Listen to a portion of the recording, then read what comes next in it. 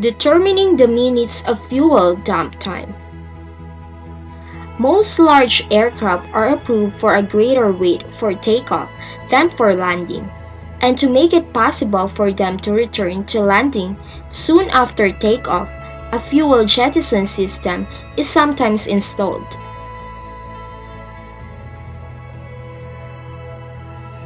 It is important in an emergency situation that a flight crew be able to dump enough fuel to lower the weight to its allowable landing weight. This is done by timing the dumping process.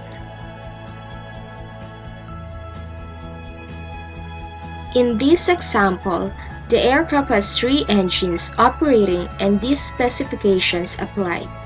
Cruise weight 171,000 pounds. Maximum landing weight 142,500 pounds. Time from start of dump to landing 19 minutes. Average fuel flow during dumping and descent 3,170 pounds per hour per engine. Fuel dump rate 2,300 pounds per minute. Follow these steps to determine the number of minutes of fuel dump time. First, determine the amount of weight of the aircraft must be reduced to reach the maximum allowable landing weight. 171,000 pounds cruise weight minus 142,500 pounds maximum landing weight equals 28,500 pounds required reduction. Second, determine the amount of fuel burned from the beginning of the dump to touchdown. Fuel flow equals 3,170 pounds per hour per engine divided by 60 equals 52.83 pounds per minute engine. For all 3 engines, this is 52.83 times 3 equals 158.5 pounds per minute.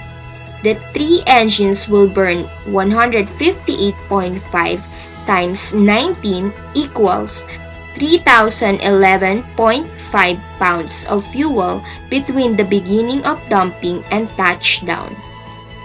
Third, determine the amount of fuel needed to dump by subtracting the amount of fuel burned during the dumping from the required weight reduction. 28,500.0 pounds required weight reduction minus 3,011.5 pounds fuel burned after the start of dumping equals 25,488.5 pounds fuel to be dumped. Fourth, determine the time needed to dump this amount of fuel by dividing the number of pounds of fuel to dump by the dump rate. 25,488.5 pounds divided by 2,300 pounds per minute equals 11.08 minutes.